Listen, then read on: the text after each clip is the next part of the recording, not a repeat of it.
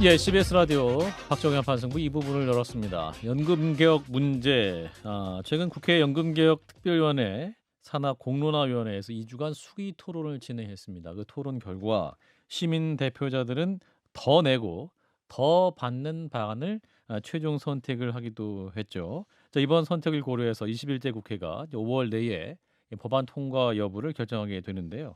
자, 이러한 연금개혁 문제 재정이 고갈될 것이다. 아니다. 노인 빈곤을 해결하기 위한 복지다. 두 가지 주장이 크게 대립되는 가운데 어떻게 운영이 될 것인가 여러 안이 지금 논의되고 있는 상황입니다. 두 분의 전문가 연결을 해서 현재까지 논의되고 있는 큰 두 가지 축을 함께 짚어봅니다. 먼저 주은선 경기대학교 사회복지학과 교수 연결합니다. 교수님 나와 계시죠? 네, 안녕하세요. 예, 감사합니다. 자, 이어서 김태일 고려대학교 행정학과 교수도 연결합니다. 교수님 안녕하십니까?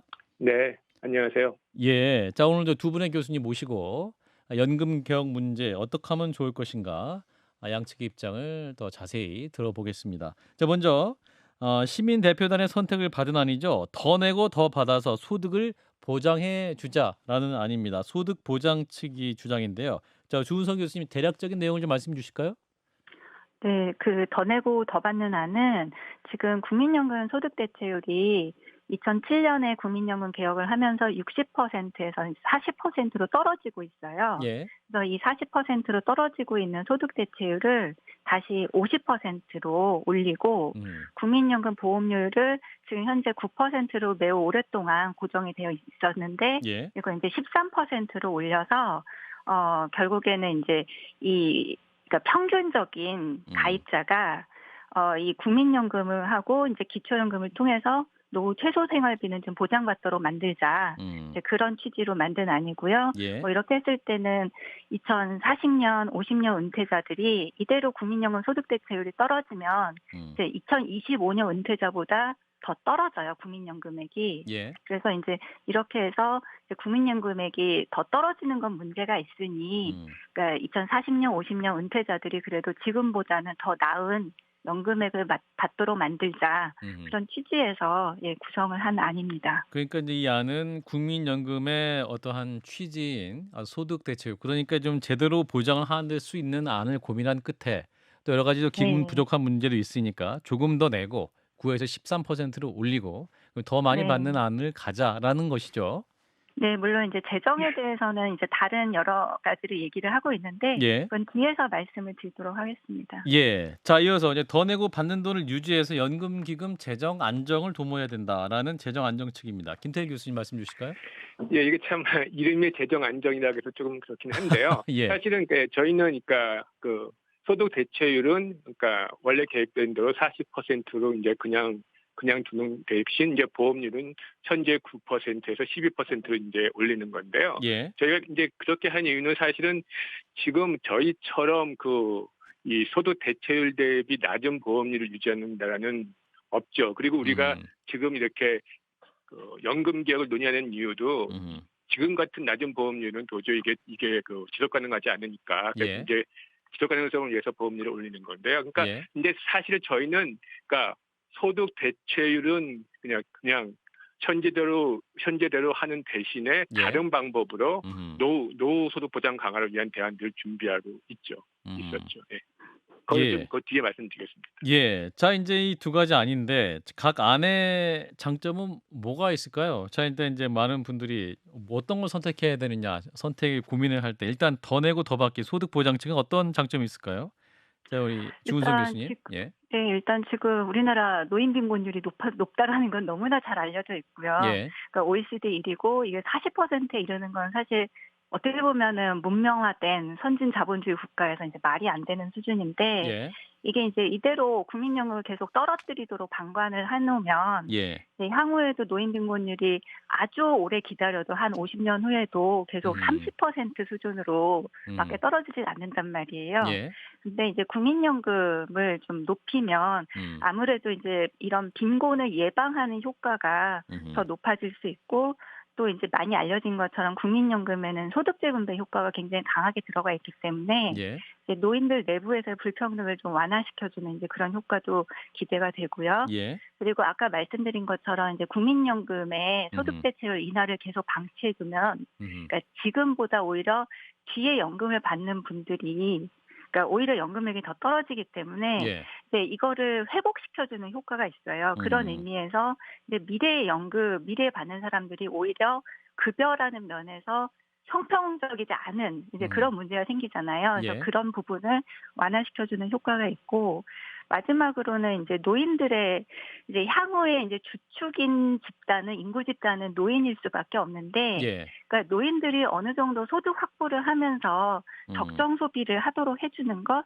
이런 것들이 이제 결국에는 한국 경제의 균형에도, 그러니까 수요를 유지하게 해주면서 예. 한국 경제가 그래도 너무나 이제 저소비로 인해서 또 이제 저성장의 늪으로 빠지는 걸 좀 막아줄 수 있는 그런 효과가 있다라고 생각을 합니다. 예. 그리고 한 가지 더 말씀드리면은, 이게 이제 노인 빈곤이 계속 심화가 되면은 이제 기초연금이라든지 국민기초생활보장제도 같은 이런 공공부조의 지출이 더 늘어날 수밖에 없어요. 예. 근데 그렇게 되면은 사실 이제 그건 정말 바람직하지 않은 거거든요. 근데 국민연금이 어느 정도 역할을 해줄 때 이런 이제 공공부조제도, 그러니까 빈곤을 대상으로 하는 이제 그런 제도의 어떻게 보면 이제 그 대상 범위라든지 지출 수준 예. 이런 것들을 좀 줄여주는 효과가 있다라고 말씀드릴 수 있습니다. 예. 자, 김태희 교수님.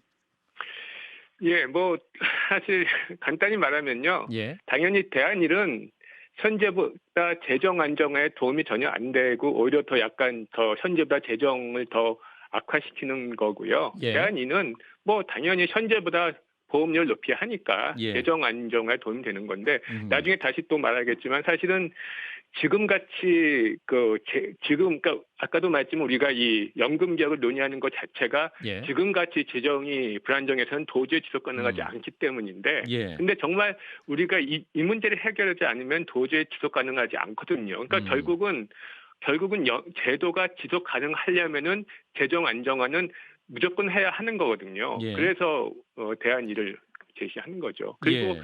그 뒤에 이제 그 노후소득 보장 강화를 위한 그 대안들도 이제 더 해야 하는 거죠. 예. 추가로. 지금 이제 연금 개혁 논의하는 것 자체가 지금 두 분 공통 말씀하시는 이제 연금 고갈인데요. 지속 가능하지 않다. 그러니까 지속 가능하지 않으면 그 연금 재원이 싹 사라지면 연금 못 받는 거냐? 또 이렇게 물어보면 또 그것도 아니라고 하시거든요, 전문가들이. 그럼 이게 이 어떠한 위기의 수준과 이게 정말로 이게 개혁의 필요성에 대한 공감을 하려면 이 지속 가능하지 않은 문제, 고갈된다. 이게 어떻게 이해되는 겁니까? 먼저 이 부분은 우리 주은성 교수님부터 말씀 주시죠. 예. 일단 국민연금 기금이 예. 그러니까 이 지속 가능성을 이게 전적으로 다 보장을 해주는 거다라고 보는 거는 저는 동의하지 않고요. 예. 왜냐하면은 그러니까 공적 연금은 이렇게 기금에만 의지해서 예. 유지가 되는 제도가 아니에요. 예. 그러니까 대부분의 국가들은 기금 없이 또 이 국가 제도를 재정으로. 운영을 하고 있어요. 예. 예. 그러니까 보험료를 걷어서 바로 주는 방식으로, 그리고 뭐 말씀하신 것처럼 이제 국가 재정이 이제 상당 부분 역할을 하고 있죠. 그러니까 예. 유럽 같은 경우는 이제 전체 공적연금 지출의 평균적으로 한 25% 정도를 이제 국고 지원으로 이제 충당을 하고 있죠. 예. 그리고 그러니까 이게 이제 전쟁을 하고 있는 국가에서도 공적연금을 줘요. 예. 예. 그러니까 그래서 이게 기금이 없으면은 뭐 이게 지급이 안 된다, 이제 그런 식으로 바라보는 거는 좀 문제가 있다라고 생각을 하고요. 예. 다만 이제 이게 기금이라는 게 이제 우리처럼 인구 구조가 급변하는 상황에서는 그러니까 보험료 부담이 한꺼번에 확 늘어나는 걸 어느 정도 막아주는 효과가 있죠. 예. 그래서 이제 그런 어떤 충격을 완화시켜주는 방식으로 이제 기금이 어느 정도 역할을 할 수 있다라고 보고, 그게 우리나라에서는 대략은 이제 2070년대 이후라고 그렇게 바라보고 있어요. 예. 그렇다라는 이제 기금이 어느 정도 그 정도 시기까지 유지가 되면서, 그러니까 기금의 감소는 좀 불가피하다라고 생각합니다. 생각을 해요. 인구 고령화가 빠르게 일어나는 순간에는. 예. 근데 어쨌든 그 정도까지 기금이 역할을 해주면은 음. 저는 이제 적절하다라고 보고요. 지금 음. 이번 안으로 이제 기금 뭐 소진 시점이 2055년에서 이란 같은 경우는 한 7년 정도 늦춰지는 걸로 그렇게 얘기를 해요. 더 내고 더 네. 받기. 예. 예, 예, 그렇죠. 근데 여기에 더해서 이제 다른 형태의 재정 안정화 조치가 이제 음. 그 사이에 이게 이제 30년간의 기간이 있는 거잖아요. 예. 지금으로부터. 음흠. 그 사이에 30년 동안 그러니까 몇 가지 재정 조치, 예를 들면 국고 지원이 조금 더 일찍 이루어진다든지, 그리고 뭐 연금 수급 연령이 뭐 2050년 이후로 뭐 좀 조정이 된다든지, 예. 기타 이제 다른 방식의 그런 어떤 재정 혁신들, 이제 이런 것들이 이루어지게 되면 당연히 기금 소진 연도는 좀 더 뒤로 가겠죠. 음흠. 그래서 이거를 좀 더 이제 우리가 이걸 지금 하는 조치, 지금 당장의 조치 한 번으로 끝나는 게 아니거든요. 아하. 그랬을 때 향후에 이제 30년 동안, 그러니까 일단은 좀 지금의 노인들, 그리고 지금 2040년, 50년까지 예.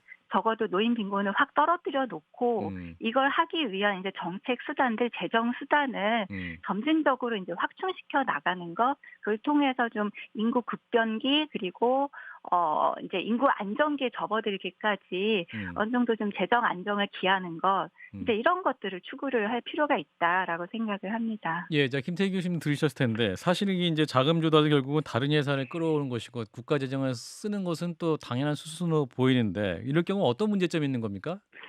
예, 근데 일단은 조은성 교수님 약간 좀 사실과 다른 얘기들을 하시는 거는 조금 안 했으면 좋을 것 같은데, 뭐 이제 아, 그 예, 얘기는 그런가요? 우리가 할 건 아닌 거고요. 근데 예.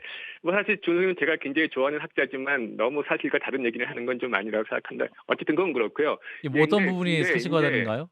아니, 그러니까 예를 들어서 예, 그건 여러 좀 짚고 가지인데 예, 말씀 그 주세요. 네네, 그러니까 뭐 유럽이 25%의 국고를 투입한다는 거는요. 예. 유럽 전체가 그런 거, 그러니까 독일은 한 25에서 30% 투입을 해요. 예. 투입하는데 그거는 이제 주로 가액기한 확충 같은 데도 하고 여러 가지 쓰고 있고, 다음에 스웨덴이 유럽 평균 25%가 아니라 독일이 그 정도 쓰고요. 유럽 예. 다른 나라도 물론 쓰죠. 국고를 투입, 우리보다는 국고 투입 많이 하지만 25%는 아니고 한 10%쯤 하고 좀 그쯤 돼서 평균이 25%라는 건 아닌 거고요. 예. 그리고 근데 더 중요한 거는 사실은 아까 이제 준성 교수님이 국고 투입이 필요하다고 말씀하는데 맞아요.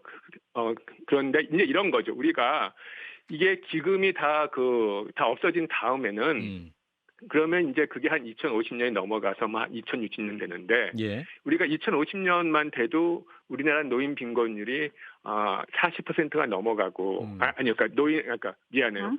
고령화율이 40%가 넘어가고, 그러면 예. 이게 세계에서 가장 높은 고령화율이에요. 그래서 예. 우리가 이렇게 지금 재정 불안정을 걱정하는 이유가 지금 유럽은 그 평균적인 고령화율이 한 20%가 약간 넘죠. 예.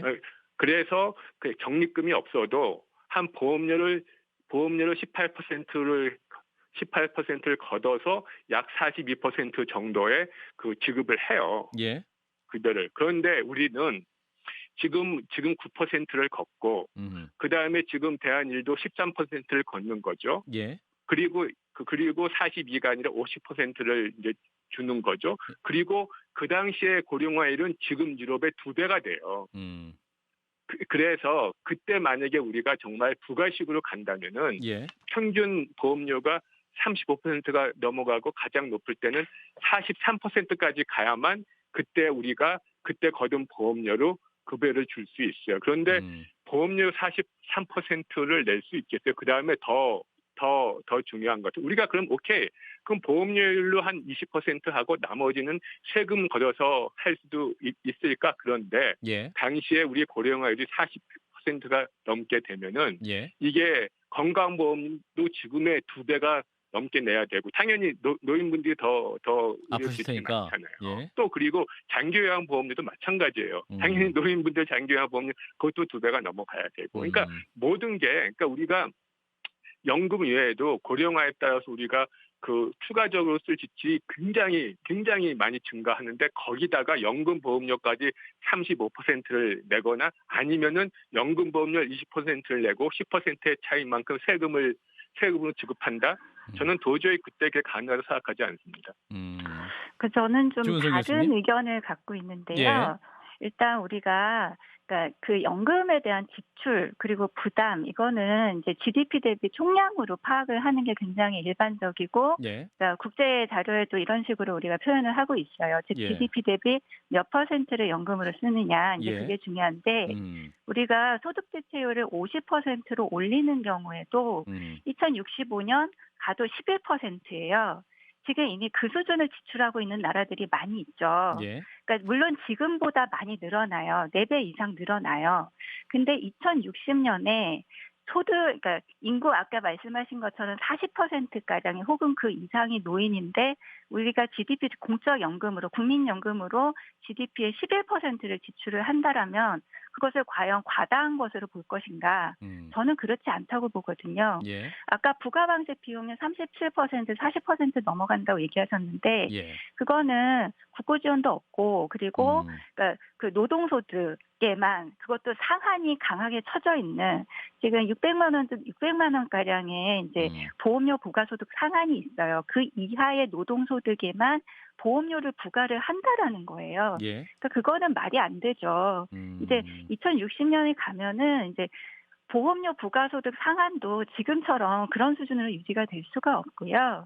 그리고 GDP의 30%가 채 안 되는 그런 상한이 강하게 쳐져 있는 노동소득에만 보험료를 부과한다라는 가정을 그대로 유지하면서 계산을 하는 것 그리고 그걸 통해서 부가방식 비용률이 40%가 된다. 뭐 그렇게 얘기하는 거는 저는 오히려 그 지금 미래 세대들한테 예. 오히려 이게 감당 불가능한 제도인 것처럼 오히려 잘못된 상상을 하게 만드는 것이다라고 생각을 하고요. 예. 그리고 아까 국고지원 유럽 국가의 국고지원 얘기를 하셨는데 그러니까 제가 봤던 자료에서는 독일뿐만 아니라 그러니까 여러 나라의 평균을 이제 대략 25% 정도를 얘기를 하고 있어요. 예. 그러니까 이 자료 문제에 대해서는 서로가 봤던 자료가 다를 수 있기 때문에 그건 나중에 좀 확인을 별도로 우리가 제가 했으면 잠깐만 해도 좋겠다라고 될까요? 생각을 예예. 하고요. 자, 김태일 교수님. 유럽 평균은 그리고 절대 아닙니다. 유럽 평균은 절대 25%가 아니고요. 그리고요. 죄송한데 제가 아까 말을 할 때 보험료로만 하면은 35 내지 40%에 간다. 대신 보험료가 아니라 보험료로 절반을 하고 조세를 통해서 그러니까 조세를 통해서 해도 거기에 상당하는 정도의 조세를 우리가 과연 낼 수 있을 것인가를 그거에 대해서 저는 문제 제기를 한 거죠. 그러니까 그 당시에는 잠시만요. 의료나 장기요양보험도 굉장히 많이 들어가서 그런 것들을 다 하면 사실은 그 당시에는 우리가 굉장히 보수적으로 해도 우리가 조세 더하기 사회보험료 한 국민 부담률이 GDP의 40%가 넘어가요. 훨씬. 예, 그런데 과연 우리가 그거를 보험료로 하든 세금으로 하든 아니면은 우리가 자산소득의 보험료를 매기든 어쨌든 그런 것들 과연 부담할 수 있겠냐에 대한 저는 문제 제기입니다. 그런 의미에서 이제 우리 교수님은 더 내고 받는 돈을 유지하자는 재정 안정령을 이제 주장하고 계신 거고. 자, 우리 주은성 교수님 발언하실까요? 예. 저는 이제 뭐 비슷한 얘기가 사실 반복되는 경향이 있는데요. 그러니까 노인이 40%가 넘어가는 나라에서 그러니까 노후소득 보장을 위해서 그러니까 공적인 노후소득 보장을 위해서 GDP의 11%를 지출한다라는 게 저는 지금 과다하게 느껴지지 않고 사실 그 정도를 이미 지출하고 있는 나라들은 많다라는 거죠. 예, 그래서 이거를 총량적으로 봤을 때 감당 불가능해 보이지 않는다라는 것이고요. 이거를 이제 뭐 보험료를 통해서 하든 그리고 뭐 김태일 교수님 말씀하신 것처럼 일반 조세 를 통해서 그러니까 국고 지원을 통해서 어느 정도 이제 보완을 하든 저는 그러니까 미래 세대에 이게 감당 가능한 아니라고 생각을 하고 있고 이미 다른 나라들도 이제 국고주의 얘기를 했잖아요. 그리고 이게 이제 노동소득에만 보험료를 부과했을 때 가지는 약점들을 저는 보완해 줄 수 있는 뭐 나름대로 장점이 있는 보완 조치라고 생각을 하거든요. 그래서 그러니까 다리가 여러 개 있는 책상을 만드는 것처럼 우리가 그런 식으로 접근을 한다면 좀 더 이제 균형 잡힌 그리고 지속 가능한 연금을 만들 수도 있다. 그래서 노후 빈곤에 대한 대응이란 면에서도 좀 더 그 기능이 강화가 되고 재정 면에서도 뭐 여러 가지를 장기적으로 우리가 혼합해서 배치를 한다면 충분히 이 문제에 대해서 대응 가능한 지속 가능한 제도를 만들 수 있다. 라고 생각을 합니다. 네, 여야 간에 혹은 또 오늘 대통령과 이재명 대표가 이렇게 좀 치열한 토론을 했었기를 바라면서 한 5분 남았는데요. 근데 자, 사실 지금 예, 주호선 교수님 말씀도 사실은 좀 약간 사실이 아닌 것들이 있는데 예, 뭐 어떤 부분일까요, 교수님? 뭐냐 하면은요. 예, 그 GDP의 11%는 국민연금만을 말하는 건데요. 예, 근데 거기에 뭐 다른 직영연금이나 기초연금 제외하고 GDP의 11%라는 건데요. 예, 근데 거기다 더 중요한 것은 우리가 음, 현재 제도를 그대로 둔다는. 그러니까 무슨 얘기냐면 지금 현재는 음, 우리가 이번에 사실은 우리가 굉장히 가입 기간이 짧기 때문에 가입 기간을 늘리기 위해서 뭐 좀 더 이 가입 상한도 좀 더 우리가 높이고 예, 다음에 군복무나 출산 육아에 대해서도 우리가 좀 보험료를 좀 대주고 또 다음에 보험료를 내기 힘든 저소득 계층에 대해서는 음, 더 정부가 보험료를 지원해 이런 것들을 다 이제 하려고 해야 하는데 이런 것들을 다 우리가 추가로 한다면은 예, GDP 대비 국민연금만 쳐도 GDP 대비 11%가 아니라 그거보다 훨씬 더 많아질 것이다. 높아지거든요. 알겠습니다. 그래서 그렇게 되면 근데 저는 그런 것은 반드시 필요하다고 생각해요. 저도 주은성 교수님이랑 똑같이 우리나라의 연금 급여액이 너무 적은 거는 문제라고 생각해요. 예, 그런데 우리는 연금 급여에 적을 뿐 아니라 연금 수급률이 굉장히 낮죠. 우리처럼 국민연금 수급률이 낮은 나라가 없거든요. 근데 우리가 그 이유가 정말 돈이 없어서 음, 충분히 10년의 그 최소 가입기간을 채우지 못한 분이 많았었고 그래서 우리는 앞으로 그런 정말 10년 수급 기간을 채우지 못한 분들이 수급 기간을 채워서 수급을 갖게 하고 예, 또 가입 연수가 음, 짧아서 수급액이 적은 분들한테 예. 우리는 현재 수급 그러니까 마무리해 가입 주세요. 기간이 예, 미안합니다. 근데 어쨌든 그런 것들 다 하면 지금의 11% 그러니까 현재 예측한 11%보다 훨씬 더 증가하고 그거는 주은성 교수님도 동의할 거라고 생각합니다. 예. 자, 이제 한 일- 3분 남아가지고요. 예, 주 교수님 하실 말씀 많으시겠습니다만 두 분 다 이제 마무리 발언을 하실 시간이 된 것 같고, 저기 이제 마지막 발언은 그 세대 갈등 문제. 그러니까 미래 세대의 경우에 국민연금 내고 싶지 않다. 이 세대 간의 불평등한 거 아니냐. 우리가 왜 또 어른들 세대에 또 연금까지 부담해야 되는 거 이런 또 불평 불만을 해서 실제로 가입하지 않겠다 이런 분도 있지 않습니까? 이런 부분 총체적으로 우려를 좀 담아서 1분씩 두 분 말씀 주실까요? 먼저 우리 주은성 교수님도 말씀 주시죠. 일단 이 세대 간 갈등이라는 이슈 그 프레임으로 이제 국민연금 문제를 계속 바라보는 거에 대해서 저는 이미 이번에 이제 시민대표단의 예. 의견을 봤을 때 음흠. 사실 이제 20대의 일한 선호율이 더 높게 나왔어요. 예. 근데 이렇게 본다면 우리가 이제 뭐 학습과 설득을 통해서 음. 상당히 이제 좀 다른 시각을 갖게 만드는 것이 뭐 가능하다라고 보고 20대도 그리고 더 내고 더 받기를 원한다. 그 뭐 일단 시민 이란에 예. 대표단의 견해를 봤을 때는 이란 선호도가 더 높게 나왔어요. 공론화위원회에서 예. 예. 그렇죠. 시민 대표단에서 이제 그렇게 나왔는데 예. 이게 의미하는 바는 사실 이제 2050년에 이제 노인 빈곤율을 여전히 이제 뭐 대략 30% 수준으로 계속 유지가 됐을 때는 예. 이제 뭐 사적인 부양 부담은 계속 음. 높아질 수밖에 없고 예.